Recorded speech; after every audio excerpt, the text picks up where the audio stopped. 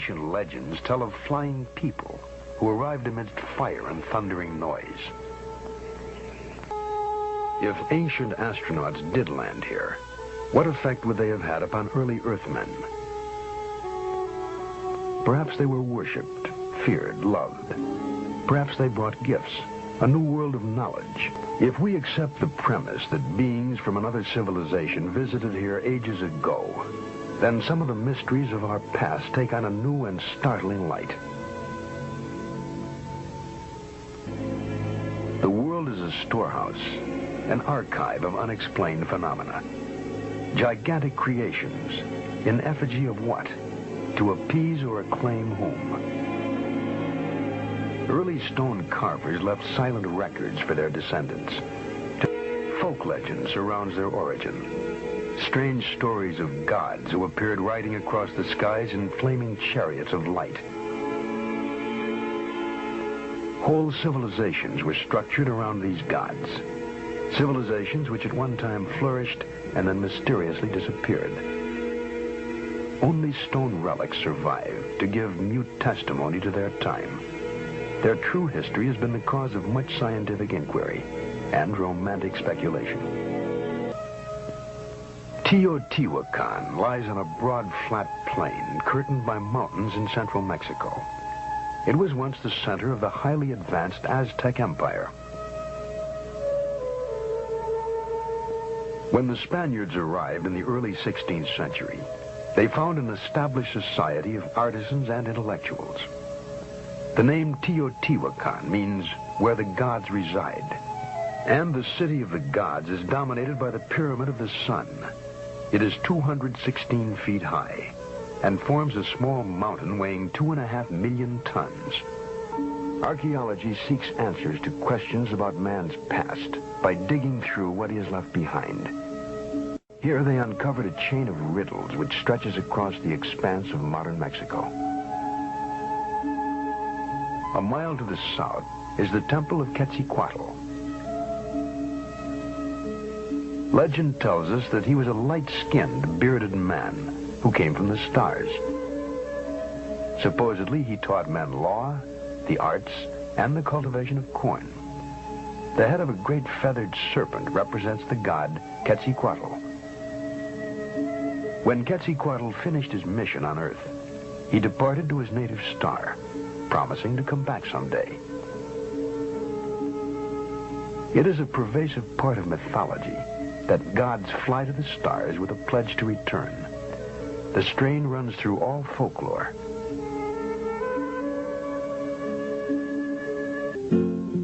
Outstanding astronomers, Mayans calendared the year by constructing a central pyramid with 365 steps.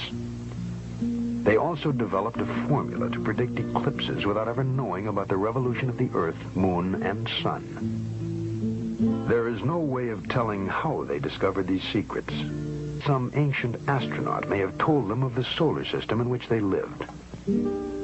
A stone relief portrays a god in a helmet with projections resembling antennae. The Mayans named their patron Kukulkan. In every 6,000 years, the Mayan calendar is off by only one day. Such was the gift of Kukulkan.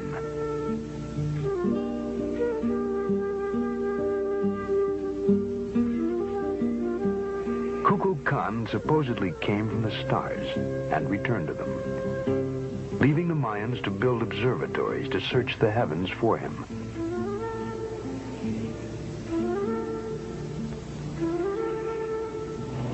Perhaps with our modern observatories and telescopes, we are still searching for Kukulkan and Quetzalcoatl, who deserted to ancient skies. Guarding the headwaters of the Amazon River are the ruins of Machu Picchu, an outpost of Peruvian Inca society. There is a curious folk legend surrounding the origin of this fortress.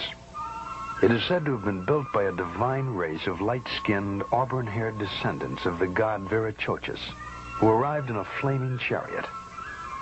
Nothing remains of these supposed people, But the legend goes on to say that they abandoned their citadel and returned to the skies. They left only the ruins of their mountaintop city for us to wonder at. As long as 6,000 years ago, another remarkable civilization evolved. Its people were the Sumerians, who had an extraordinarily advanced culture.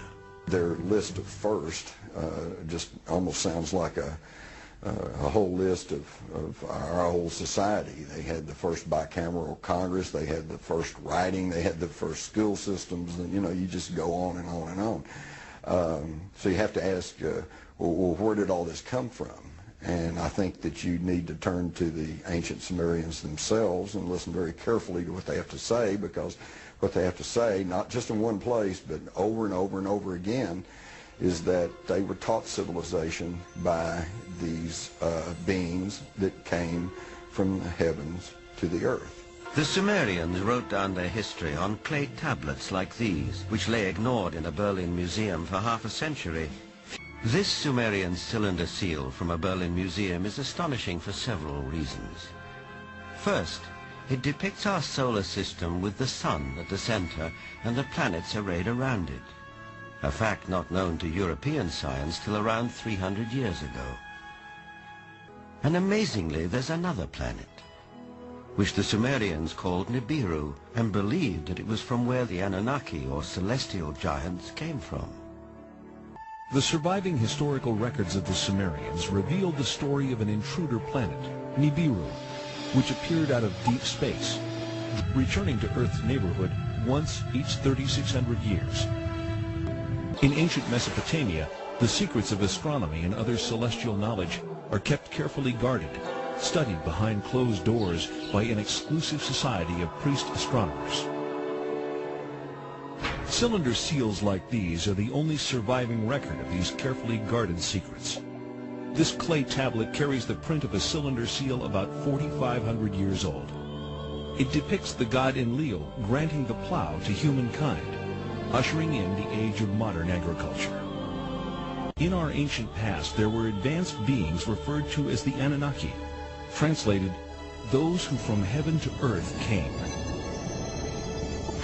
The idea that there was in our solar system a race of intelligent beings far older than us who are now gone would certainly force us to rethink lots of questions, including the question of human origins.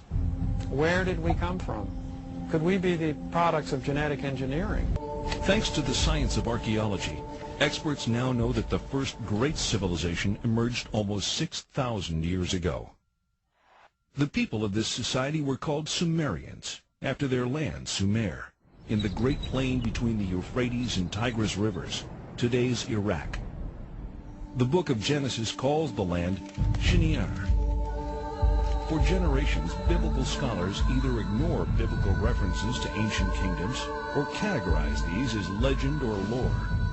Through the study of historical relics and the translation of ancient languages, many biblical researchers now believe that the previously questioned Old Testament references are indeed historically authentic accounts of flourishing, advanced cultures. If you study the Genesis document, that God made Adam out of clay and then took Eve out of his rib, one of his ribs, etc. If you study this document, you discover that it's really a much shorter version of a much more complicated document that comes out of Babylonia and then out of Sumer and so on. Now, these ancient texts give a really complicated story of powerful, non-human, godlike beings actually engineering us, making us for specific purposes. How would we as a culture respond to incontrovertible evidence of a species of beings that not only preceded our own but actually engineered mankind? Directed panspermia, another scientific theory, suggests that life on Earth is seeded by a race of beings from outside the planet, not by chance, but as the deliberate activity of an otherworldly society. The Sumerians point to the Anunnaki as the creators of mankind, our own benefactors of life. How was Adam created? According to the Sumerians, it was by genetic engineering, fertilization in vitro, But why? Sumerian documentation suggests the Anunnaki create humanity to assist in mining African gold. Now, what if it were the case that there were creatures both technologically more advanced than us, older than us in terms of their civilization, and maybe even more intelligent than us, and more spiritually advanced, if we could imagine that? Then would this cause the creation story to collapse and leaving, literally billions of people on the planet totally confused about the meaning of life? Legend has it that when the Anunnaki came back after several thousand years to see how their genetic handiwork had turned out, they found the Earth females irresistibly attractive.